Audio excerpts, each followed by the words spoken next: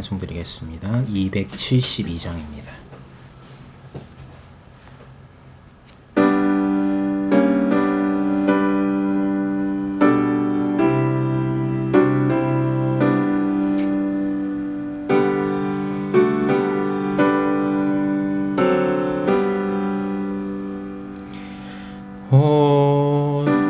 고통의 멍에 벗으려고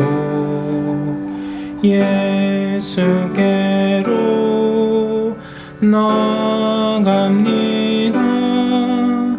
자유와 기쁨 베푸시는 주께로 갑니다.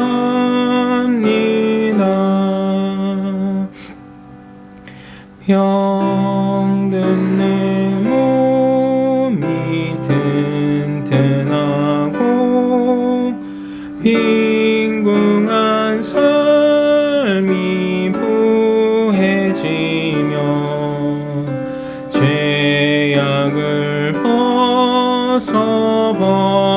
벗어버리려고 주께로 갑니다.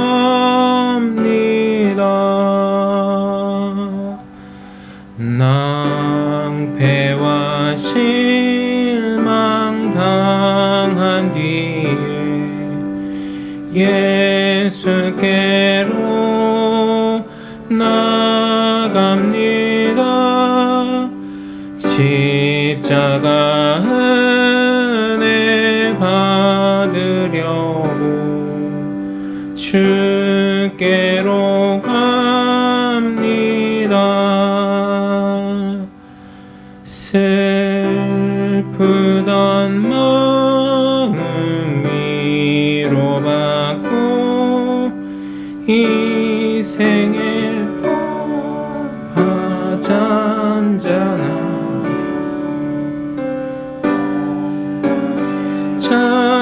찬송 부르려고 주께로 갑니다.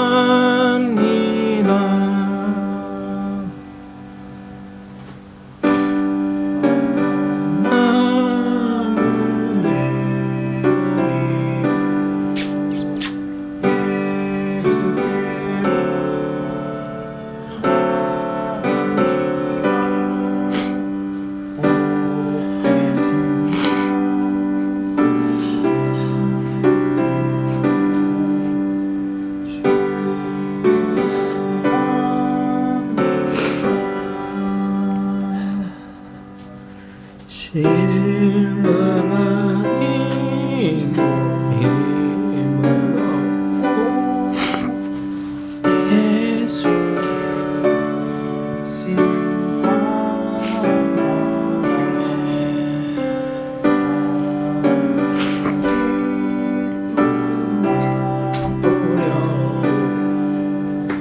주께로 갑니다.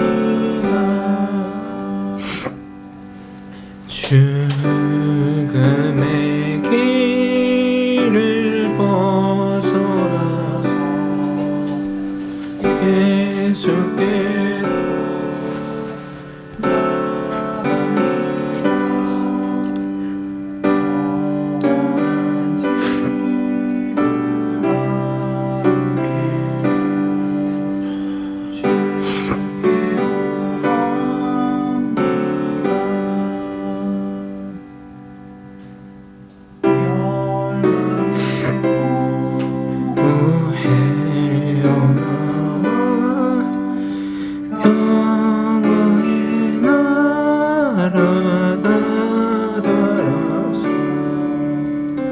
영광의 주를 배우려고 주께로 갑니다.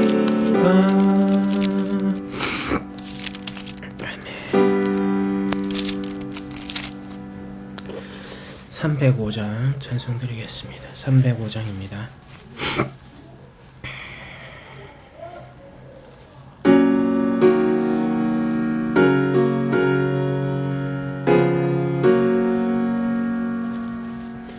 나 같은 죄 살리신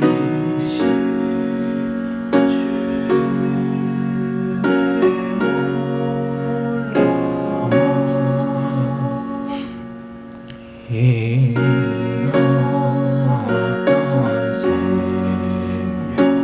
찾아고 광명을 얻었네. 큰 죄악에서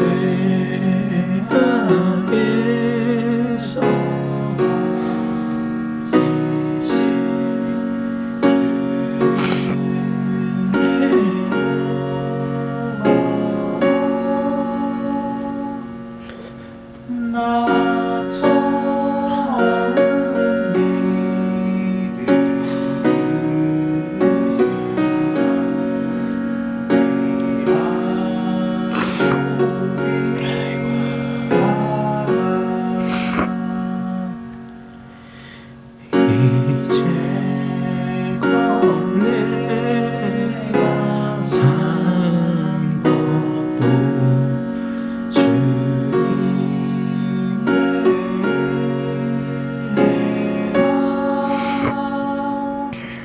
또 나를 찾아오려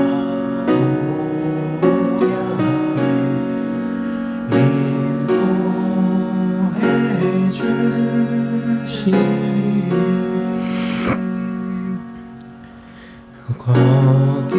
거기서 우리 영원히 주님의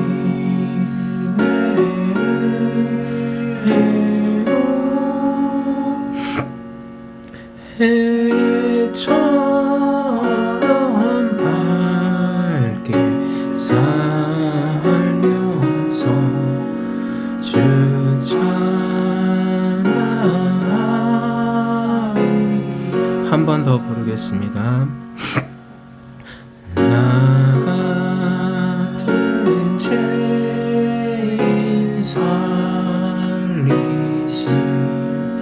주의 놀라워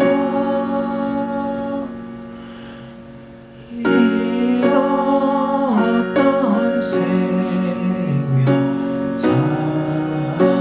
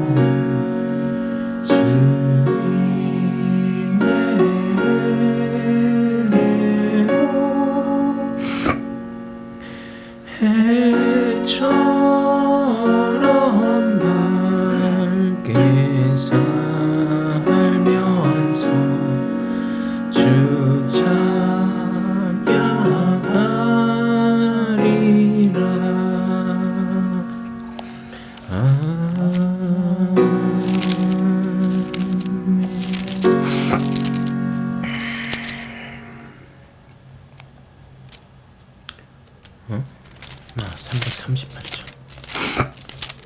찬송가 338장 찬송하겠습니다.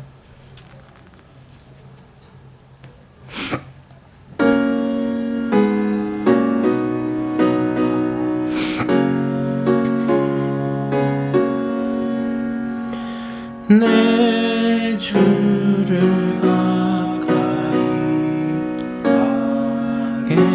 하는 십자가 짐 같은 고생이나 내 일생 소원은 늘 찬송하면서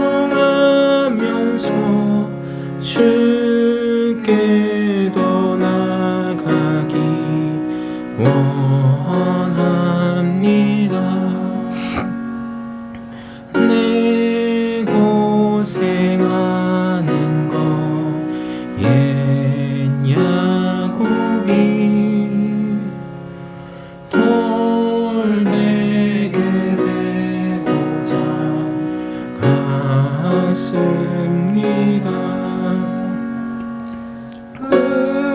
음에도 소원이 늘 찬송하면서 주께 더 나아가기 원합니다.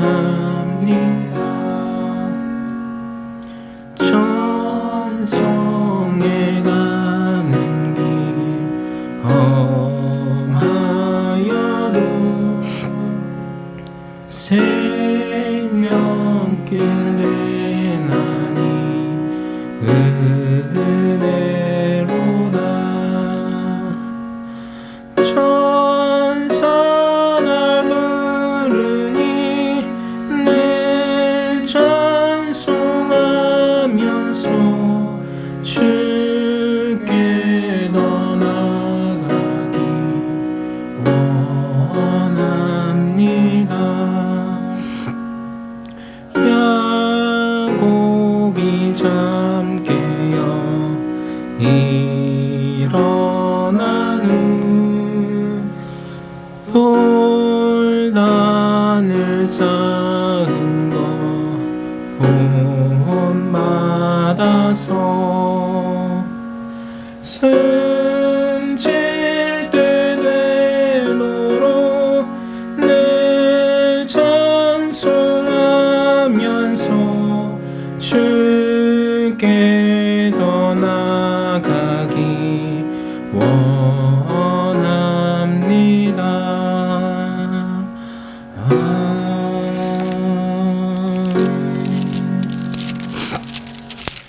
찬송가 한 장만 더 드리겠습니다.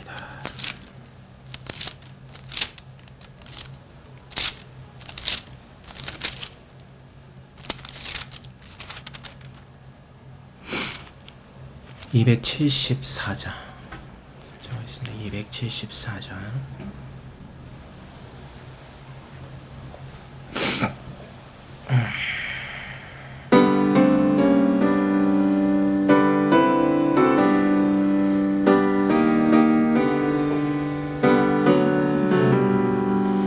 나 행한 건 죄뿐이니 주 예수께 비웃기는 나의 몸과 나의 맘을 깨끗하게 하옵소서.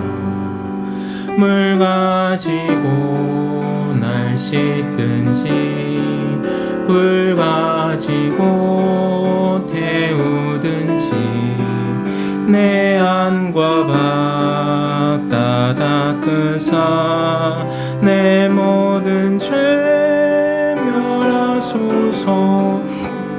얻은 밝히시니 참 기쁘고 고마우나 그보다 더 원하오니 정결한 맘 주옵소서. 물 가지고 난 씻든지 불 가지고 태우든지 내 안과 밖 다 닦으사 내 모든 죄 멸하소서. 정결한 맘 그 속에서 신령한 빛 빛이 오니 이러한 나 얻으며 눈까지도 밝으리라.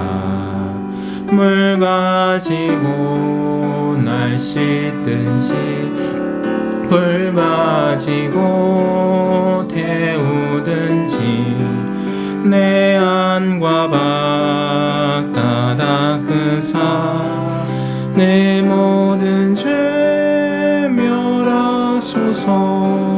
못된 행실 다 고치고 악한 생각 다 버려도 주 앞에서 정결타고 자랑치는 못하리라. 물 가지고 날 씻든지 불 가지고 태우든지 내 안과 밖 다 닦으사 내 모든 죄 멸하소서. 아멘. 기도하겠습니다.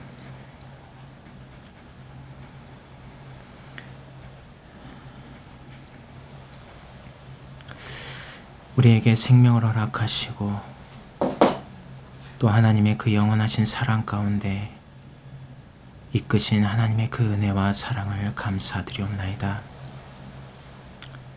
하나님, 우리가 하나님을 알지 못하고 죄인 되었을 때에도 하나님께서는 우리를 기억하시사 우리의 모습과 상관없이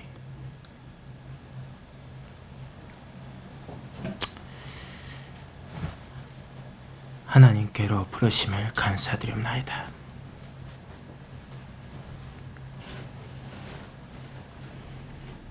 우리가 아직 어려서 그 사랑이 얼마나 큰지 알지 못하였으나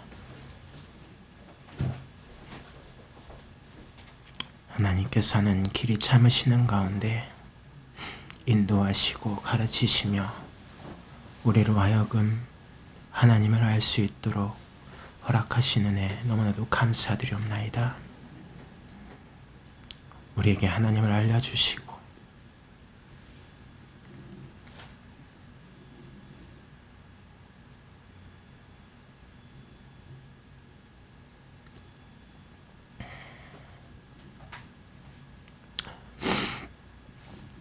또 그 하나님의 사랑을 우리들에게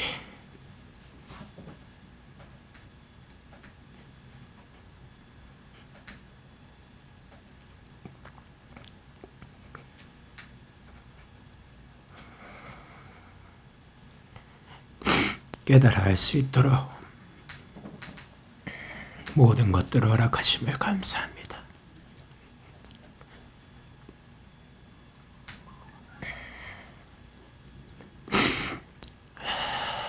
우리의 죄악을 간과하시고 장성한 자의 분량에 이르기까지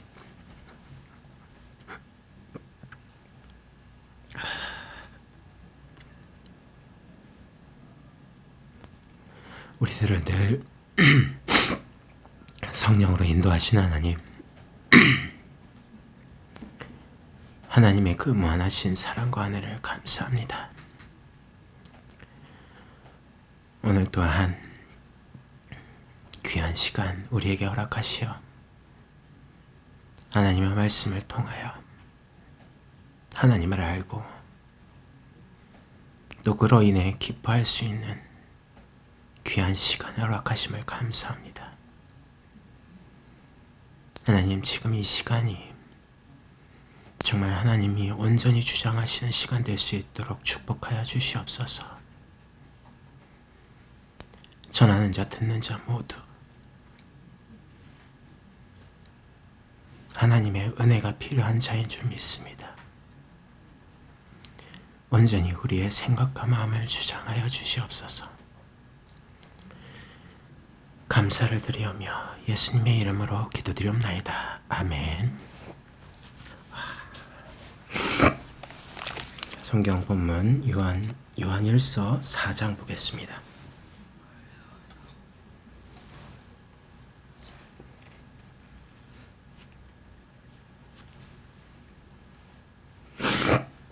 요한일서 4장 7절부터 21절까지 우리 한 목소리로 천천히 읽도록 하겠습니다.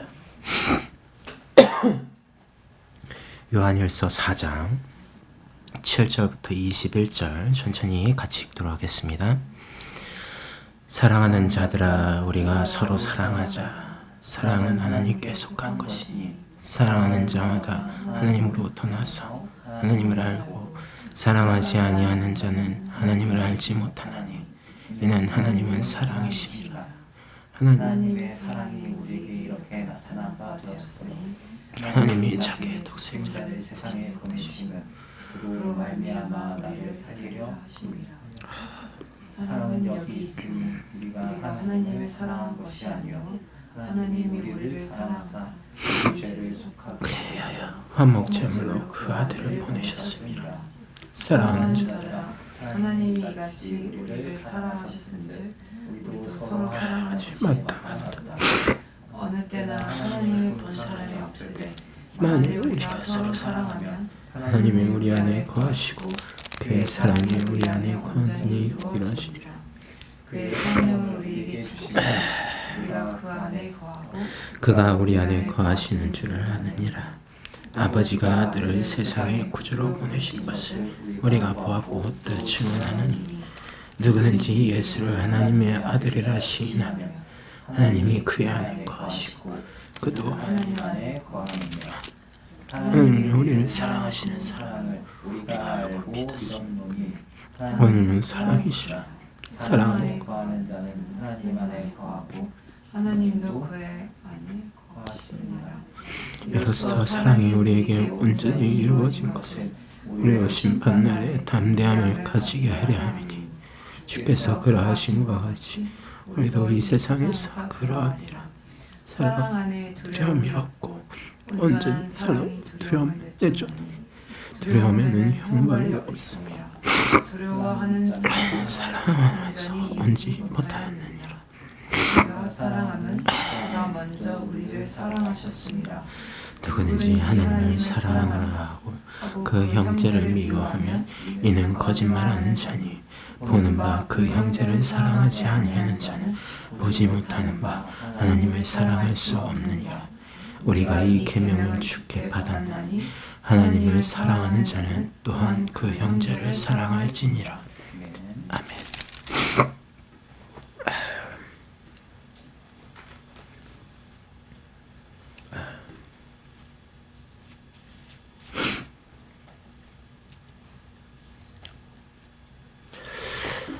죄송합니다. 본의 아니게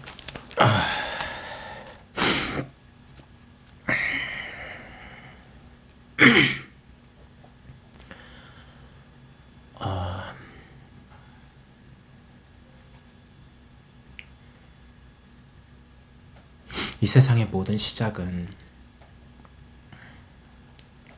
하나님의 말씀으로부터 시작이 되었습니다. 하나님의 창조의 능력으로 이 세상의 시작이 있고 또 그 안에 인간의 시작이 있습니다.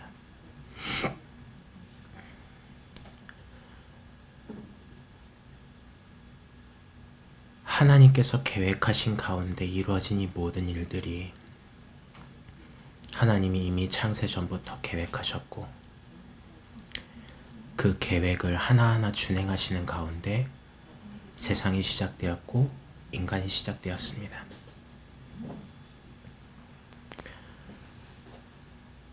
원래 인간은 하나님과 함께 그 관계의 풍성함 가운데 생명의 관계로서 유지되어지는 아주 축복받은 관계입니다. 그럼에도 불구하고 그것이 무엇인지 잘 알지도 못하였고, 또 유혹가는 모든 것들이 결국 사람으로 하여금 하나님을 떠나게 만들었습니다. 하지만 그 책임은 결국 사람이 질 수밖에 없었고, 사람의 선택으로 인함이죠. 하지만 하나님께서는 분명 죄와 가까이 하실 수도 없는 분이신데, 또 죄를 미워하시는 분임에도 불구하고 그 최초 인간 아담과 하와에게 여인의 후손을 약속합니다. 그 여인의 후손은 우리가 너무나도 잘 알고 있듯이 2000년 전에 이 세상에 오셔서 하나님의 말씀을 성취하기 위하여, 또 하나님의 사랑을 이 세상에 나타내시기 위하여, 또 하나님이 택한 자들을 자기 안으로 불러들이기 위하여 예수님이 십자가에서 고난받으시고 피 흘리시고 죽으셨습니다. 하지만 그것이 끝이 아니라 3일 만에 부활하셔서 하늘로 올라가시고 예수님께서 약속하셨던 성령이 우리 가운데 임하시면서 우리는 그 예수님이 이루신 그 사실로 말미암아 우리 가운데 하나님과 나의 관계가 회복되어지고, 또 성령의 인치심으로 말미암아 우리가 담대히 하나님께 나아갈 수 있는 존재로 회복이 되었습니다. 이 어마어마한 역사적인 사건과 이 모든 일들이 사실 한 단어로서 요약이 될 수 있습니다. 오늘 본문에서 읽은 것처럼 하나님은 사랑이시라. 여러분 가만히 생각해 보세요. 이 세상이 창조되는 이유가 과연 무엇일까요?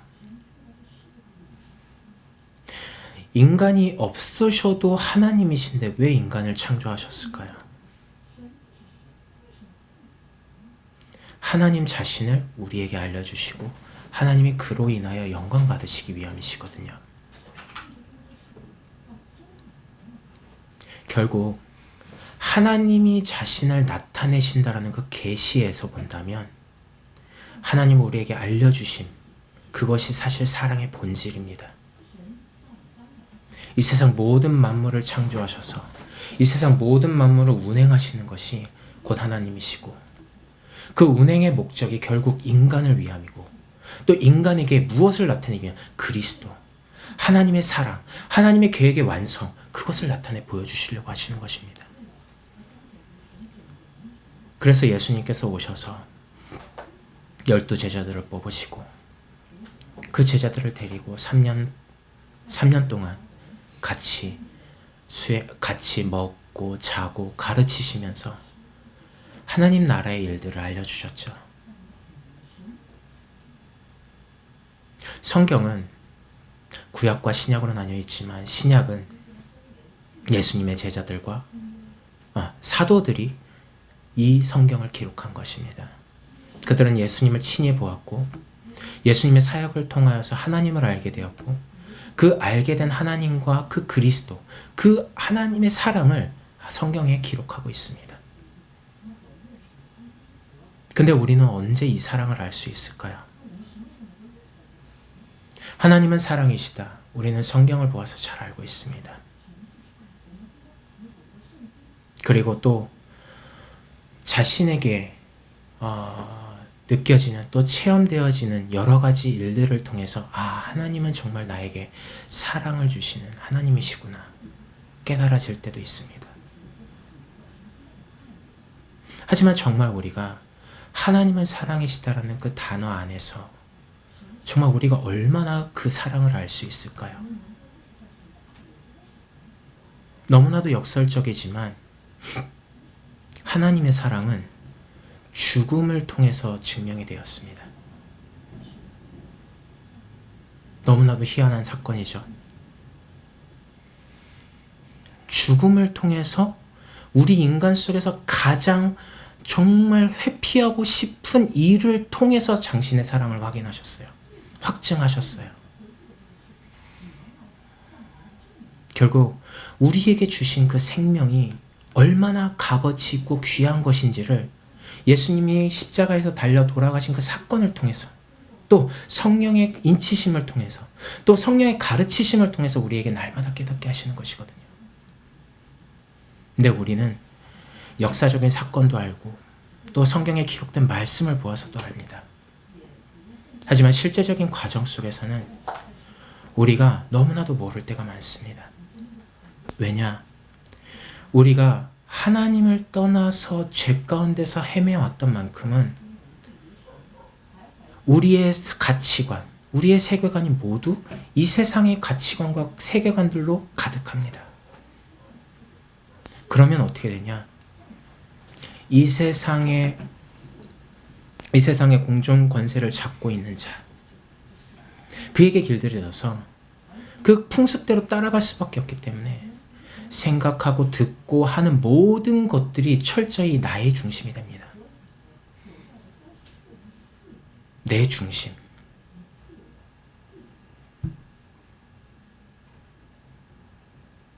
아니, 내 중심이 잘못된 것인가요? 맞아요. 세상에는 참 이타적인 분들도 참 많습니다. 하지만 성경은 이렇게 얘기하고 있습니다.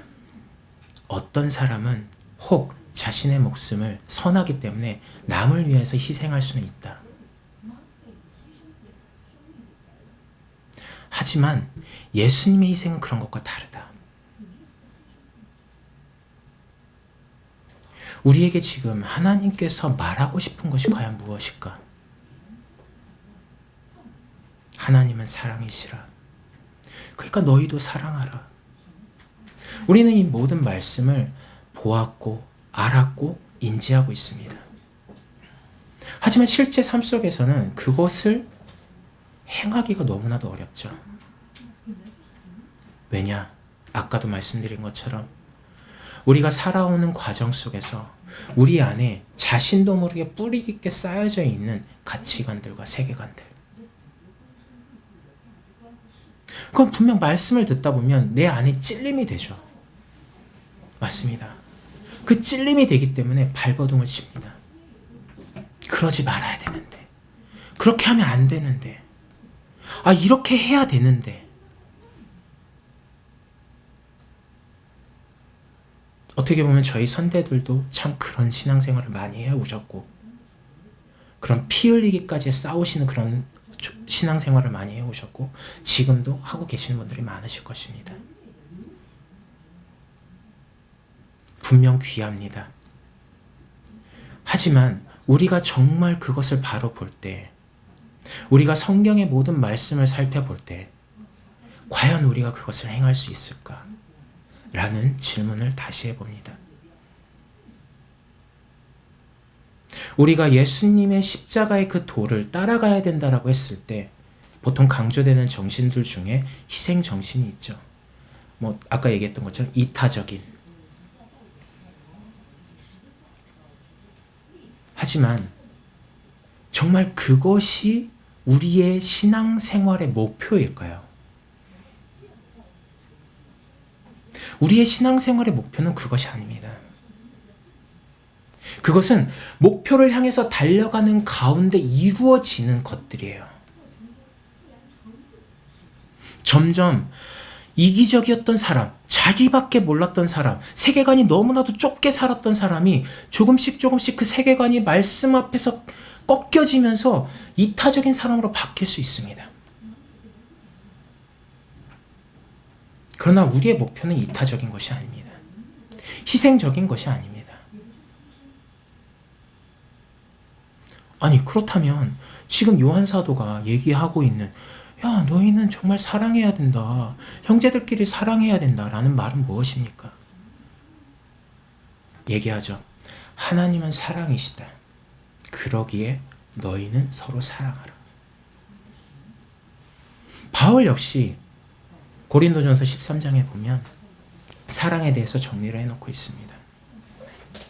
사랑은 오래 참고 온유하고, 하지만 그 앞에 전 구절에 보면 자신의 모든 것을 내어서, 한번 살펴볼까요? 고린도전서 13장.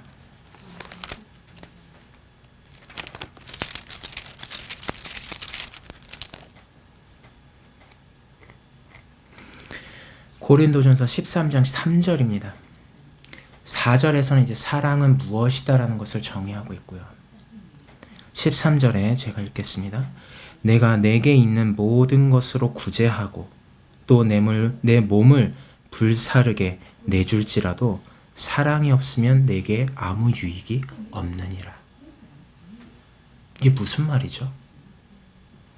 우리는 어떻게 생각하고 있었죠? 구제하고 봉사하고 헌신하는 것을 무엇과 등위시키고 있었죠?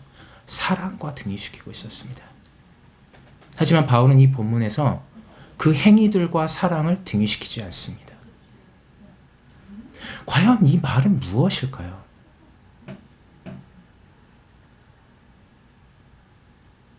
분명 바울은 항상 육신의 것과 영의 것을 대조하면서 하나님 앞에서 하는 그 그리스도 안에서라는 단어를 통해서 우리 신앙인들, 즉 그리스도인들의 신앙생활이 어떠해야 되는지를 설명하고 있거든요. 육에 지지 말아라. 영으로 살아야 된다. 영의 생각은 사망이다. 육의 생각은 사망이다. 영의 생각만이 생명이다. 우리 생각에는 육신이니까 내가 원하는 거를 다른 사람한테 이타적으로 하면 될 것이다. 맞습니다. 그럴 수도 있겠죠. 그것은 정말 하나님의 은혜로 말미암아 나타나진 결과일 수 있습니다. 하지만 세상 사람들도 그것들을 행할 수 있죠. 그렇기 때문에 바울은 여기에서 사랑을 독특하게도 우리의 생각과 달리 사용을 합니다.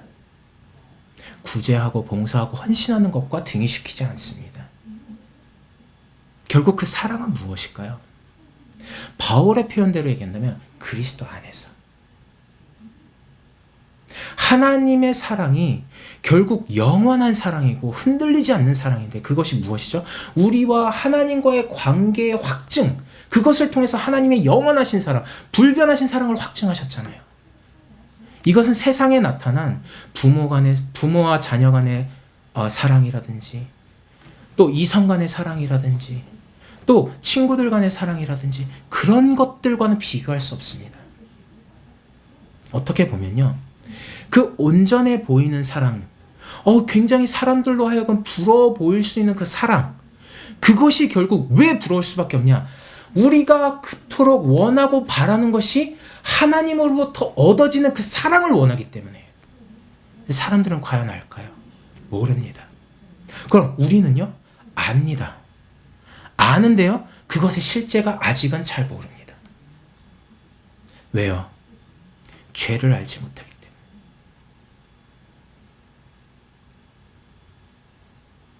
예수님께서 왜 이 세상에 오셨죠? 단순히 하나님의 말씀을 성취하기 위해서? 맞아요. 맞지만 그 안에 더 깊이 들어가다 보면 예수님께서 오심은 이 세상의 죄를 대속하기 위해서예요. 하나님이 택하신 자들을 위하여 이 모든 죄를 대속하시기 위해서예요. 우리가 그 예수 그리스도를 믿고 의지할 때 우리의 모든 죄가, 우리의 모든 죄책이 예수 그리스도께 넘겨지는 거예요. 아니, 예수 그리스도께서 가져가시는 거예요. 이것 또한 하나님의 사랑의 나타남이죠. 근데 우리는 그 사실을 얼마나 알까요? 저는 잘 모릅니다. 잘 모르기 때문에 오늘처럼 찬송하면서 눈물을 흘릴 때 그렇구나, 하나님의 사랑이 나를 이토록 기다렸구나, 조금 그토록 내가 그렇게 큰, 너무나도 많은 죄, 사람들에게는 알릴 수 없는 여러 가지 그 나의 삶 속에서 보여지는 그 죄들을 하나님은 그토록 기다리시면서 하나님께로 나오기를 원하셨구나. 그것이 조금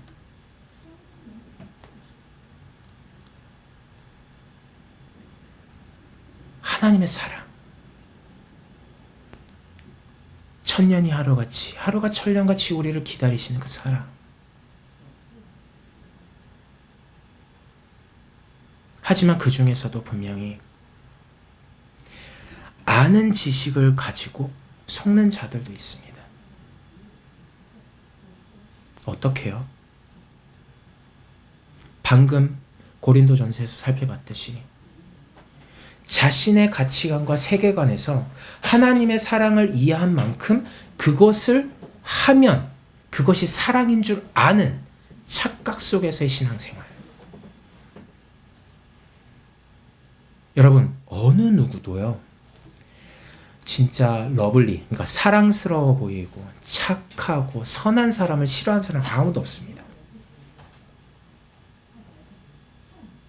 그렇다고 그것이 과연 구원일까요? 아닙니다. 때로는 부모님이 항상 온유하게 아이들을 대한다고 해서 그것이 정말 사랑의 실현인가요? 아닙니다.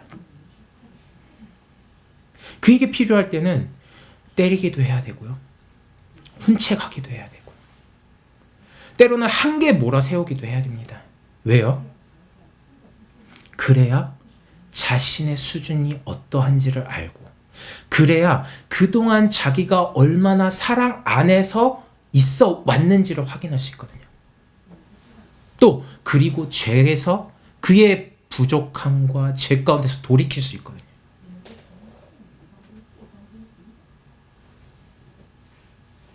하나님의 사랑은 무한하죠. 얼마나 무한하냐? 우리의 가치관, 세계관을 뛰어넘습니다. 쉬운 예로 제가 매번 반복적인 얘기를 하지만 이스라엘 사람들에게는 구원관이 있었습니다. 그들이 기다리던 메시아가 오면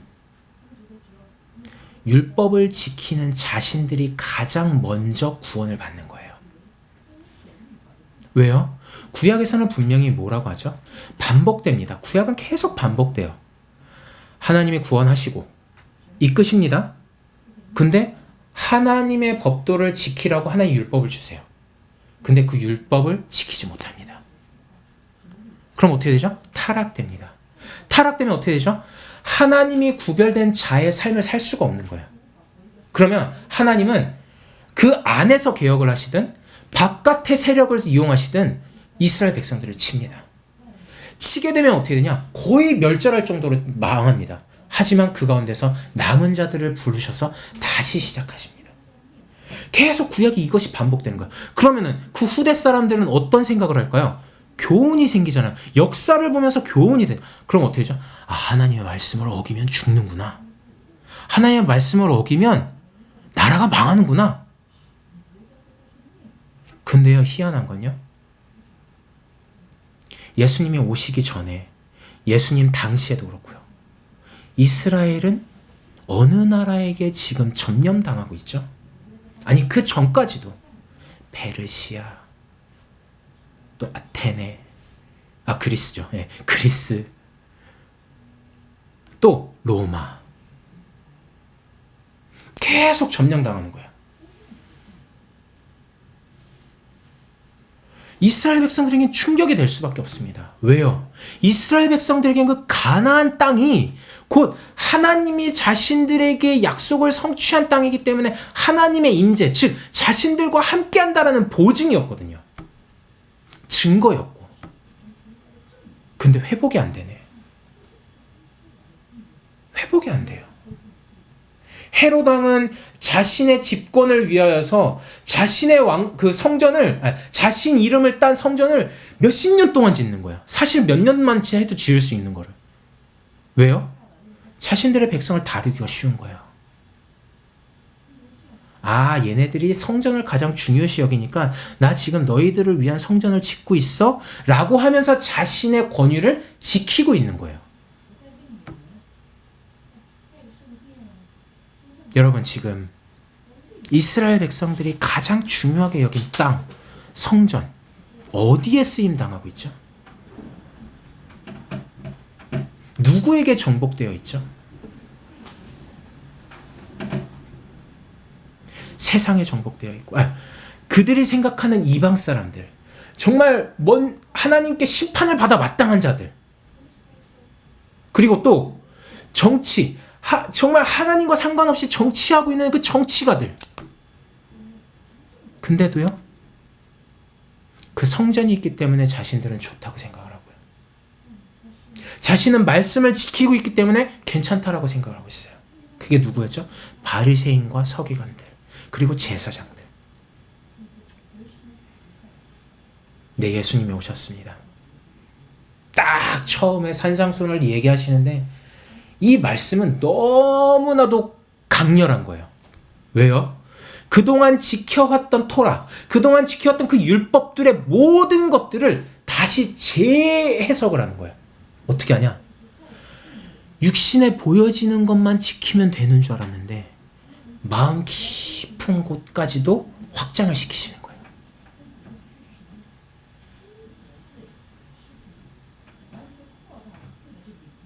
선교사님도 종종 얘기하셨지만 산상수훈을 딱 보면 그냥 덮어버렸다고.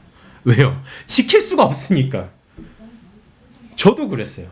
이게 너무나도 강렬한 거예요. 그러니까 막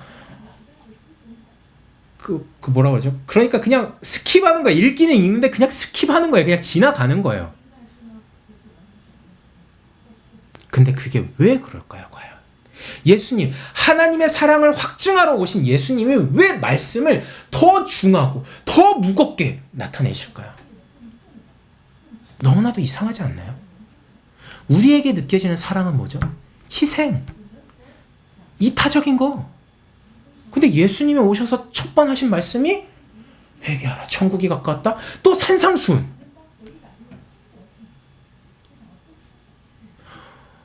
우리가 생각해왔던, 우리가 지켜왔던 그 가치관과 세계관에서는 너무나도 큰 충격이 되는 거예요. 이게 말씀의 능력이거든요. 말씀의 능력이 뭡니까? 말씀은 검과 같아서 내 생각과 마음과 생각과 생각하는 모든 것들을 찔러 쪼갠다고 하시잖아요. 우리 안에 무엇들을 생각하고 있는지를 다 아시는 거예요. 근데 우리는 이전에 정말 이스라엘, 이전의 제사장, 서기관, 바리새인들처럼, 예수님 당시에 그 사람들처럼 내가 행하면 괜찮고 내가 못하면 죄 지었구나라는 어떤 그 이분법적인 프레임에 빠져서 그 안에서 헤맬 수밖에 없는 거예요. 여러분, 정말 내가 그것을 지키면, 내가 지키면 의인이 됩니까? 그럼 내가 지키지 못하면 죄인이 됩니까? 세상의 법은 그렇게 됩니다. 하지만 하나님께서는 중요한 당신의 사랑을 증거하시는데 가장 중요한 게 뭐냐?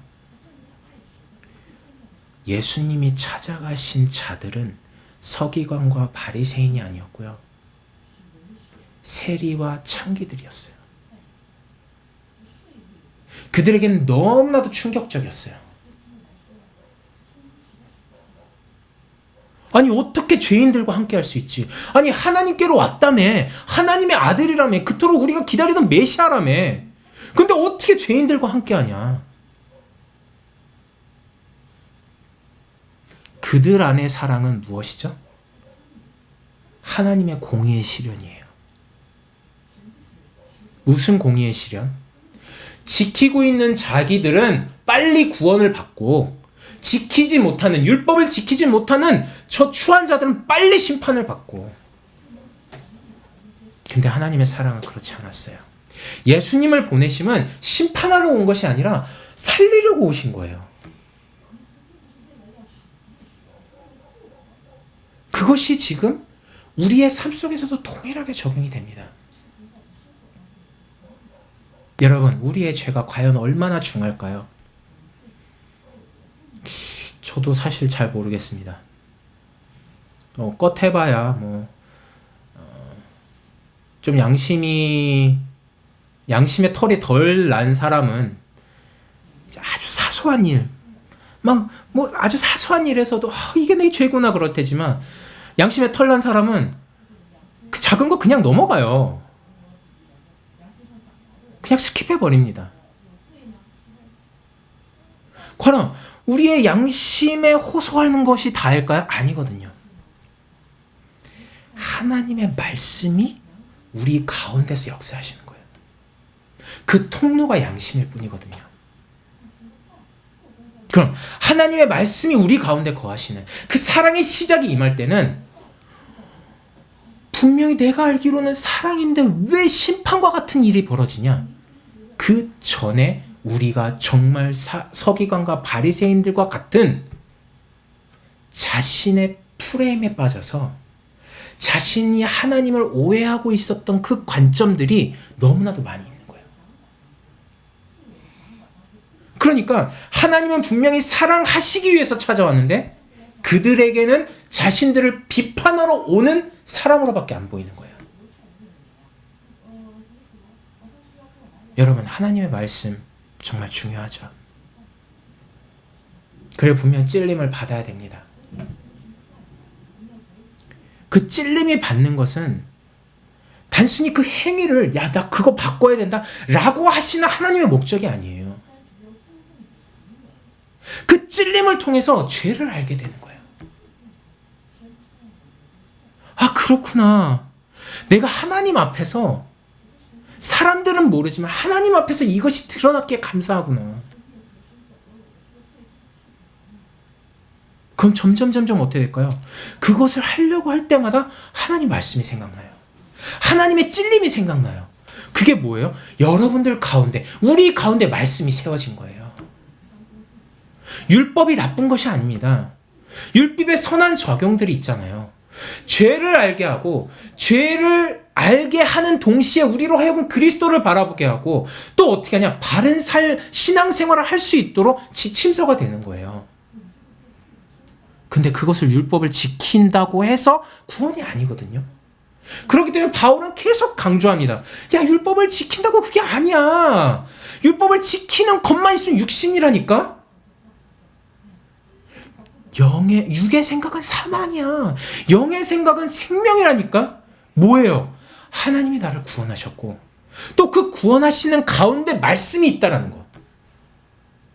그러기에 그것이 사랑이에요. 우리가 행실을 행할 수 있기 때문에 사랑이 아니라 그것을 깨달아 알 수 있게 하시는 것이 사랑이에요. 그럼 그 가운데서 내가 발견되어져 보세요. 내가 정말 죄인으로 발견됩니다. 정말 죄인으로 발견되면요, 먼저는 하나님의 사랑이 소망이 되어지고 그분에게 의지하려고 하는 마음이 생겨납니다.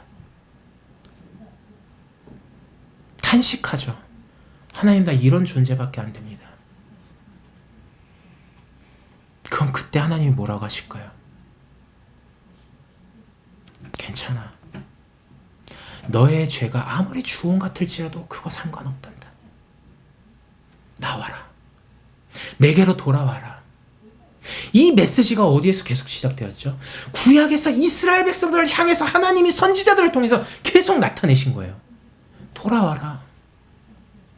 너희 죄가 아무리 주홍빛 같아도 돌아와라. 근데 심령이 약한 자들은 어떻게 되죠? 그것을 사랑으로 여기지 못한 자는 어떻게 되죠? 자신이 맞다라고 하면서 하나님께로 돌이키지 않습니다.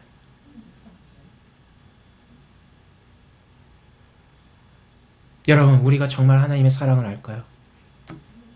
그럼에도 하나님은 남겨놓으십니다. 남겨놓으시고 하나님이 구원할 자들을 통해서 하나님의 은혜를 나타내시고 영광을 나타내세요. 그 안에 우리가 있는 거예요. 선교사님 그런 말씀 계속 하시잖아요. 왜 우리의 생명이 아직도 보존되어 있냐? 하나님의 구원하시는 일이 우리를 통해서 나타내지기 위하여서다. 그게 무엇입니까?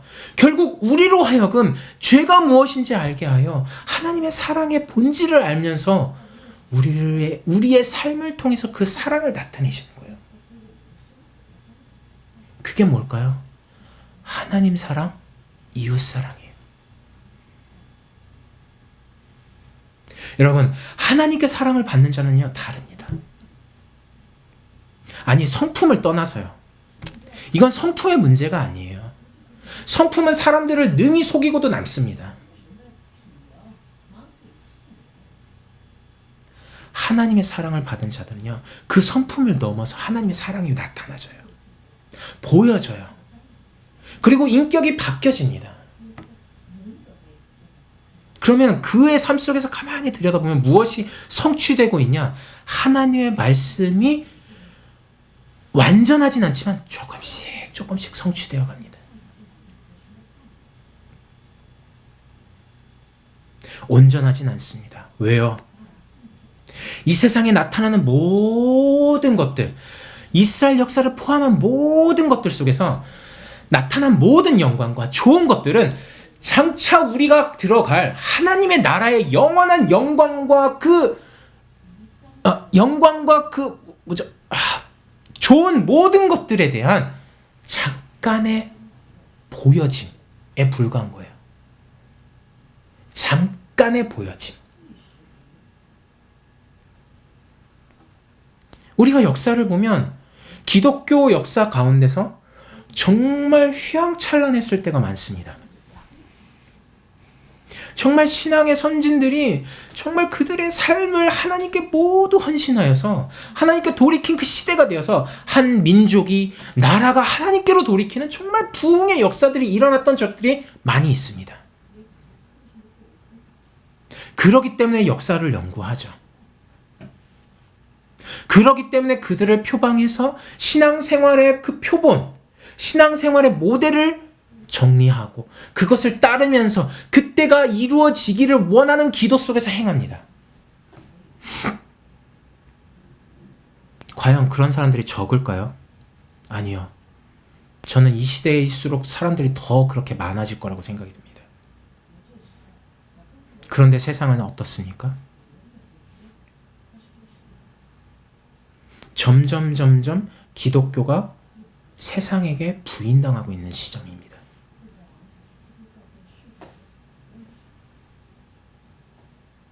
사실 하나님의 말씀이 성취되는 것이죠. 세상이 너희를 미워할 수밖에 없다. 다르기 때문에. 근데 우리는 또 어떻게 울부짖죠? 하나님의 나라가 여기 안에서 성취되기를 원합니다. 맞습니다. 그러나 정말 하나님의 나라가 임한다면 우리에게는 두려움이 없습니다. 어떤 두려움이냐? 내가 원하는 것이 이루어지지 않는 것의 두려움이 아니라 내가 어떠한 일을 당하여도 두렵지 않은,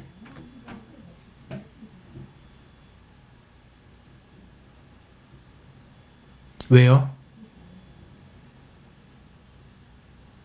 우리가 당할 그 두려움, 모든 것들이 어디서 화해지죠? 하나님의 사랑 안에서. 그럼 또 이런 사람들이 나오겠죠. 일부러 안 들어가려고 하는 사람들. 그렇기 때문에 이게 말씀이 끝이 없습니다. 왜냐? 우리는 하나님의 나타내 보여주신 가운데서 그것을 쫓아서 갈 수밖에 없어요. 근데 그 쫓아서 가는 본질적인 목적이 하나님을 향하여서 나가는 건데 우리는 거기에서 머무르려고 합니다. 하나님 이것을 무너뜨리세요. 다시 새로운 걸 세우신다. 그럼 우리는 어떻게 돼요? 다시 또 그것을 따라갑니다. 계속 이것이 역사의 반복이 되어졌어요. 그럼 우리가 지금 구해야 될 것은 과거의 영화가 실현되기를 구하는 것이 아니라 나의 삶 속에 하나님의 그 사랑이 온전하게 깨달아지고 체험되기를 기도해야 되는 거 아니겠습니까? 그렇다면 그 사랑은 분명히 나의 삶을 통해서 나타나질 수밖에 없어요. 우리가 항상 그런 것들 속에서 고민 많이 하지 않습니까? 분명 우리가 하나님의 은혜로 우리의 행실을 행해야 된다라는 것은 너무나도 잘 알아요. 그래서 선교사님이 항상 그 얘기 하시잖아요. 믿음으로 하세요.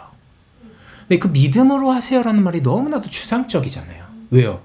우리의 세계관에서는 도저히 잡히지가 않는 말이에요. 정리가 되지가 않아요.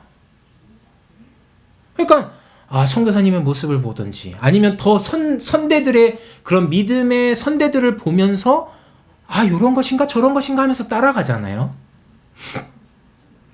근데 우리들의 결국 하나님의 사랑을 알아가는 것이 무엇이냐면 우리의 행실을 행하는 가운데 무엇인지를 깨달아 알아가게 되더라고요.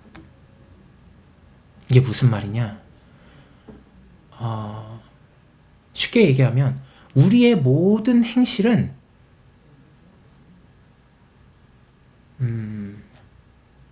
죄 가운데서 행할 수밖에 없다라고 먼저 인정하시고 출발하시는 것이 좋을 것 같습니다. 우리가 아무리 선한 생각을 해도 아무리 좋은 말씀을 듣고 그것을 실천하려고 하는 모든 것들이 결국에 끊임없이 그 생각을 물고 들어가 보세요. 그럼 어디까지 가냐? 나에게 집중이 됩니다.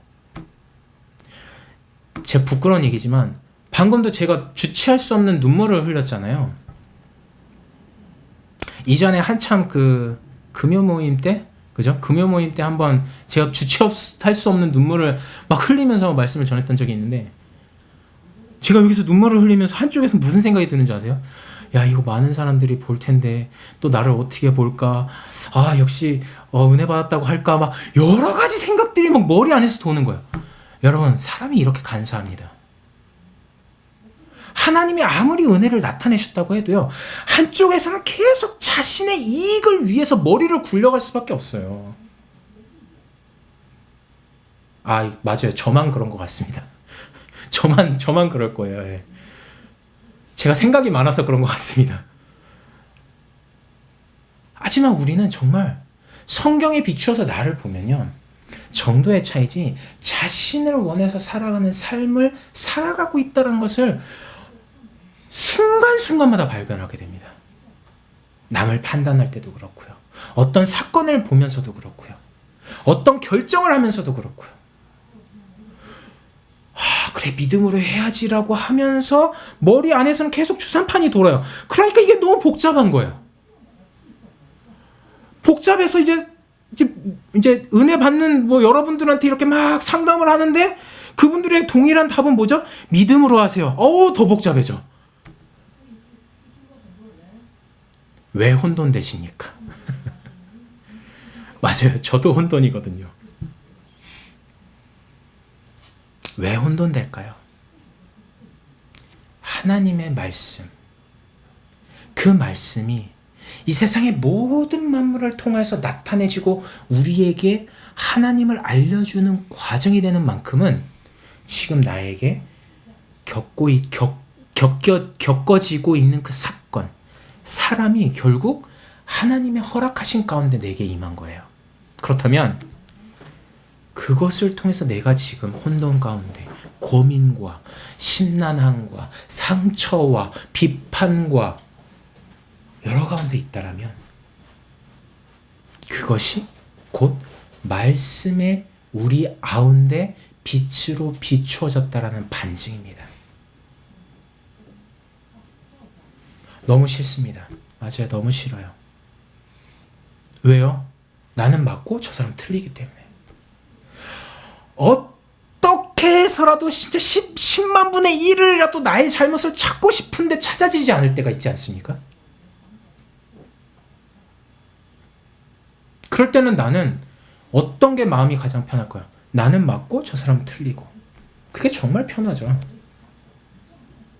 그러면 어떻게 되는 줄 아세요? 나는 10만 분의 1까지 봤는데 1억만 분의 1까지도 죄를 보시는 하나님의 그 섭리를 내가 인정치 않는 거예요. 하나님의 사랑이 진실로 내게 깨달아졌다. 판단하다가도 입이 다물어집니다. 이 말은 판단하지 말라는 말이 아니에요.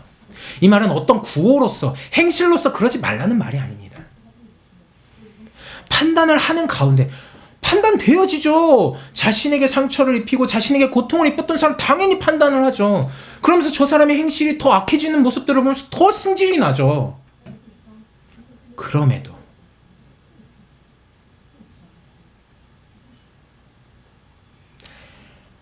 이스라엘들을 돌이키시기 위한 하나님의 섭리로 볼 수만 있다면 우리는 내게 전혀 내가 볼 수 없었던 그 죄, 하지만 하나님은 이미 아시는 죄, 그 죄를 그 일을 통해서 드러내시는 그 과정, 그것이 하나님께로 돌이키는 믿음의 과정이에요. 영의 생각이 무엇입니까? 단순히 얘기하면 하나님께 나아가는 것입니다. 육의 생각은 무엇입니까? 단순히 얘기하면 나의 판단 속에 머무는 것입니다. 율법을 지키냐 안 지키냐의 문제이기도 하지만 이분법 가운데서 내가 맞다 틀리다 가운데 거하는 거예요. 그럼 잠깐의 평안은 있습니다. 그 통쾌함도 있습니다. 하지만 여러분 가만히 보시면요, 그런 통쾌함 뒤에 찾아오는 이제 요즘 세상 말로 현자 타임이라는 게 있어요.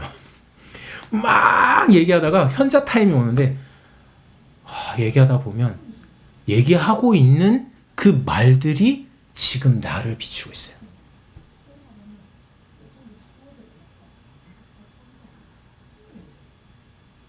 그렇다면 지금 요한 사도가 언급하고 있는 사랑, 과연 그것은 무엇을 얘기하는 것일까? 하나님으로부터 사랑을 받은 자라면 그 사랑으로 말미암아 남도 사랑할 수 있게 됩니다. 이것은 예수님께서 하신 말씀이에요. 하나님 사랑, 이웃 사랑. 아니, 하나 할 수 없는데요. 맞아요, 할 수 없습니다. 왜요? 하나님의 사랑이 내 안에 이미 있지만 그것 가운데서 내가 행하고 있지 않기 때문에. 그렇기 때문에 바울은 늘 끊임없이 그리스도 안에서 행해라, 그리스도 안에서 행해라, 그리스도 안에서 행해라. 왜요?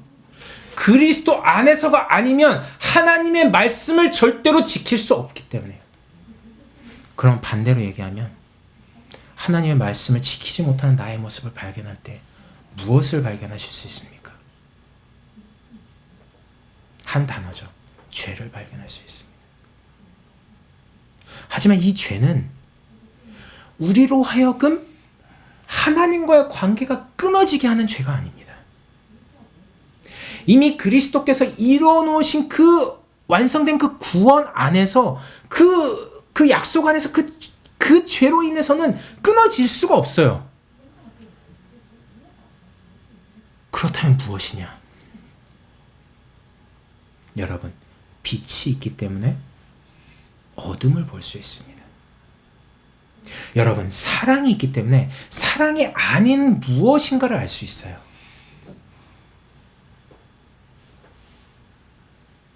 우리의 사고가 너무나도 이분법적이어서 하나님은 빛을 비추시기도 하시고 어둠을 통해서 나타내시기도 하시고. 왜요? 이 모든 것들을 주장하시는 게 하나님이었구나. 이 모든 것들을 나타내신 게 하나님이었구나. 왜요? 무엇 때문에? 하나님과 나의 관계를 위하여서. 그 단어가 정리된 게 뭐죠? 구원입니다.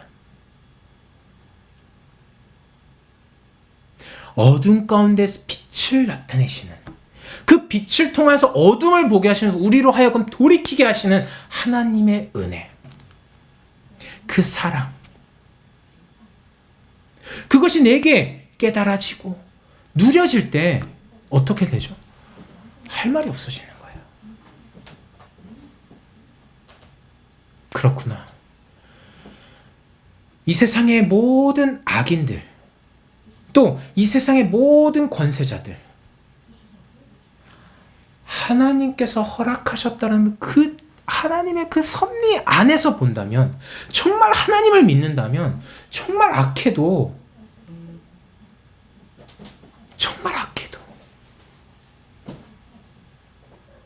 여러분, 네로 황제 아시죠? 네로 황제. 얼마나 극악한 황제였습니까? 얼마나 기독교인들에게 심각한 핍박과 환난을 가져다 줬습니까? 근데 그때 초기 교회, 초대교회, 그때 당시의 사람들은 어떻게 했죠? 받아들이는 거예요.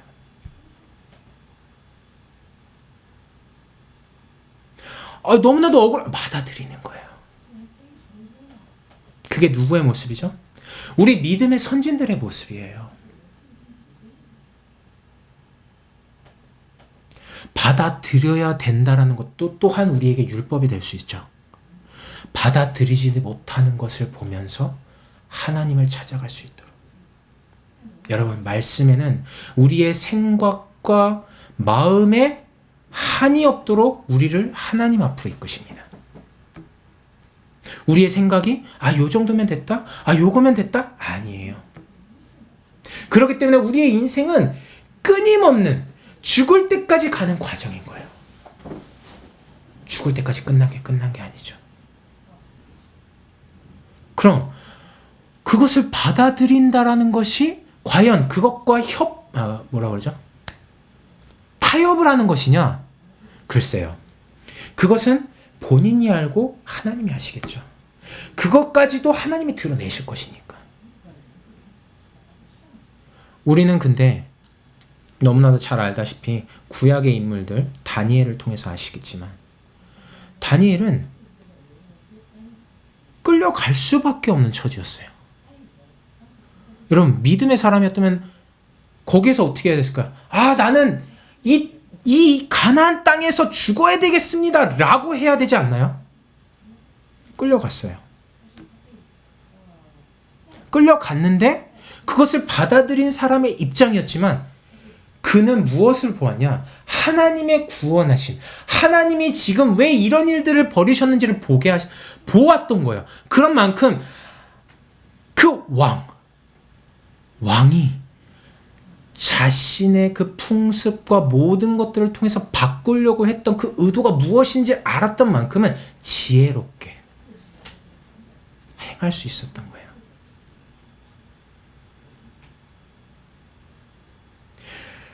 그런 역사적인 모든 전체적인 서술을 알지 못한 채 단순히 다윗은 믿음을 지켰다라는 그 요절만 갖고 와서 그 행동들만 가지고 와서 현대에 적용을 한다면 무리가 있습니다. 그것이 우리에게 말씀이 되어서 우리의 죄를 드러내는 작용을 할 수 있죠. 하지만 그것이 우리의 목표가 아니라니까요. 그렇게 해야지만 우리의 목표가 아니에요. 그럼 지금 정부가 우리를 탄압하고 있으니까 그것을 지켜내야 된다. 그게 정말 믿음입니까? 그렇다면 우리가 초기에 그 네로 황제에게 그렇게 핍박을 당했을 때 죽임을 당한 자들은 무엇이죠? 우리는 너무나도 자신의 가치관 안에서 하나님과 복음을 생각하고 말하고 있습니다. 하나님의 구원이 뭡니까? 결국에는 하나님의 사랑이에요. 하나님의 사랑이 얼마나 위대하고 얼마나 한이 없는지를 깨달으신다면 이 세상에 일어나고 있는 모든 일들을 달리 보실 수 있습니다. 혹자는 그러지 않기를 원하는 자들도 있겠죠. 괜찮습니다. 정말 하나님께서 택한 자라면 하나님께서는 당신이 정해놓으신 그 분량에 이르기까지 그 택한 자를 어떻게 해서든 이끄시기 때문에. 그럼 우리의 입장은 뭐죠? 우리는 어떻게 해야 되나요? 하나님을 사랑하는 가운데 하나님의 사랑이 내 안에서 깨달아지고 발견되어지는 만큼 하나님을 사랑하고 또 그 사랑하는 마음 가운데서 살아간다면, 바울의 표현대로면 그리스도 안에서 살아간다면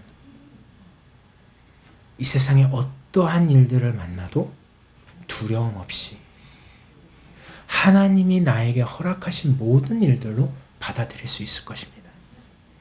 그렇다면 거기 안에서는 사랑이 나타나실 수밖에 없어요. 왜요?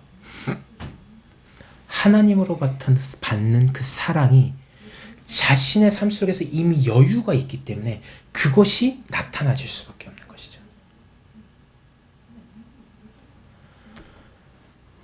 그래서 지금 현재 여러 가지 가끔 이제 선교사님이 이제 정치 얘기할 때 저도 가끔 막 약간 좀 뭐라 그래야 되죠? 약간 아슬아슬하다라고 그래야 되나? 그런 마음도 있는데 교회 안에는요 여러 사람들이 있습니다. 너무 많은 사람들이 있어요. 왜요? 하나님이 택한 자들이기 때문에. 하나님이 택한 자들은 자신의 가치관과 세계관을 가지고 이 교회에 들어올 수밖에 없어요. 왜요?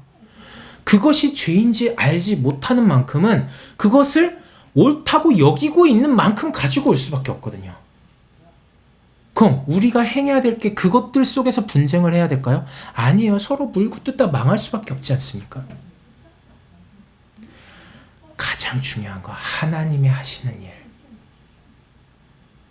하나님의 사랑, 하나님의 구원, 그것이 우리로 하여금 이분법적인 사고를 가지고 살아가도록 만드는 이 세상과 우리의 세계관과 가치관들이 무너지게 하는 유일한 하나님의 구원의 길이에요. 나의 것을 내려놓을 수 있는 하나님의 유일한 방법이에요. 그 안에 자유가 있고요.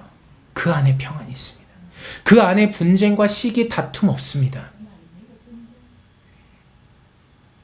이 말씀을 통해서 우리가 내가 정말 하나님 앞에서 사랑을 받고 있는지, 그것이 발견되어진 것은 아닌지, 그것을 깨닫지 못한 것은 아닌지, 혹은 그 사랑을 내가 거의 부인하고 있는 것은 아닌지, 또 내 수준 속에서 담아서 오해하고 있는 것은 아닌지, 그것을 돌아본다면 정말 우리에게 얼마나 유익이 있을까요? 어떤 악인들을 통해서라도 우리의 그 뒤집어질 수 없는 상황들을 허락하시면서, 내게 한계를 허락하시면서, 그 뒤집어질 수 없는 한계들을 허락하시면서 나로 하여금 이 일을 겪게 하시는 이유가 뭡니까? 어두움 후에 빛이 오고, 나로 하여금 나를 부인하게 하시고, 나로 하여금 그리스도 앞으로 나아갈 수밖에 없게 하시는 하나님의 섭리, 하나님의 구원 아니겠습니까? 그때 주변을 둘러보세요. 그런 사람들이 한둘이 아닙니다. 그러면 그때는 사랑하지 마세요라고 해도 사랑할 수밖에 없어. 왜요? 그 과정이 각자에게 인침바된 것처럼 왔기 때문에, 그것이 얼마나 가치 있는 것인지 알기 때문에. 그럼 점점 어떻게 될까요? 하나님의 말씀을 내가 지켜야지가 아니라 이미 지켜지고 있어요. 이건 온전하지가 않다니까요. 그러면서도 왜 사람은 저러지? 난 인사했는데 왜 저 사람은 쌩 까는 것 같지? 막 그런 거 일어난다니까요. 그럼에도 불구하고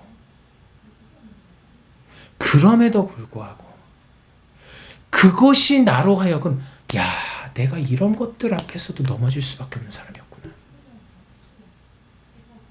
내가 정말 하나님의 사랑을 받은 자지만 이런 것들 속에서 분쟁과 시기와 다툼 속으로 들어갈 수밖에 없는 생각을 가진 자였구나. 이게 죄였구나. 이게 육신의 생각이었구나.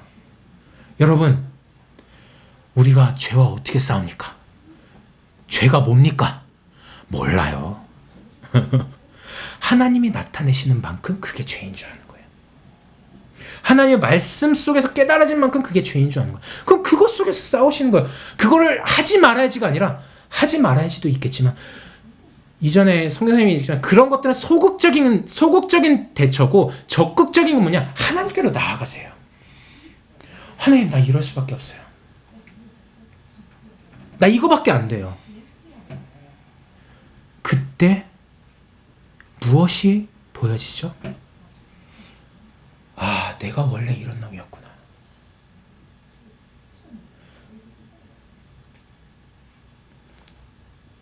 그런데도 하나님은 나를 구원하셨고 지금도 은혜 가운데서 나의 인생을 이끄시는구나.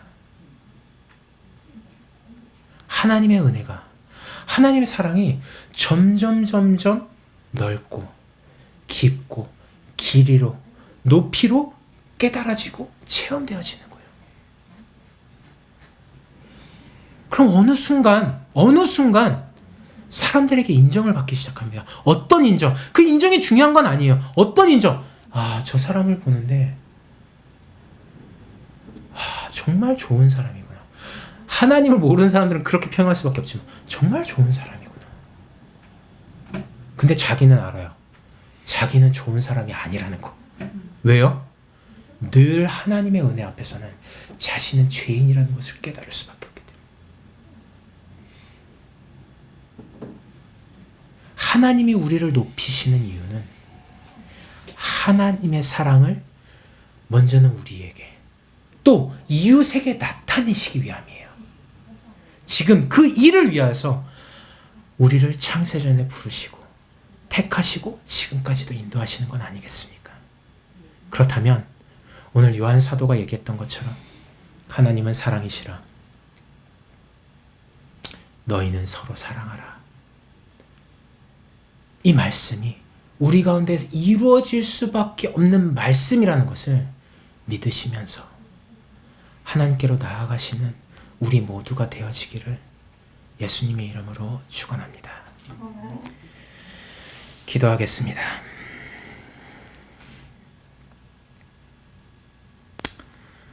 하나님 감사합니다. 하나님께서 창세전에 우리를 택하시고 우리가 하나님을 알기도 전에 우리를 아시며 하나님의 은혜와 그 구원 안으로 이끄심을 감사드리옵나이다. 우리로 하여금 그 인생 가운데 하나님의 구원을 알고 하나님의 사랑을 깨달아 알 수 있는 이 기회를 허락하심을 감사합니다. 하나님, 우리는 사랑할 수 없음을 고백합니다. 그러기에 늘 말씀 앞에서 우리의 죄인됨을 고백할 수밖에 없습니다.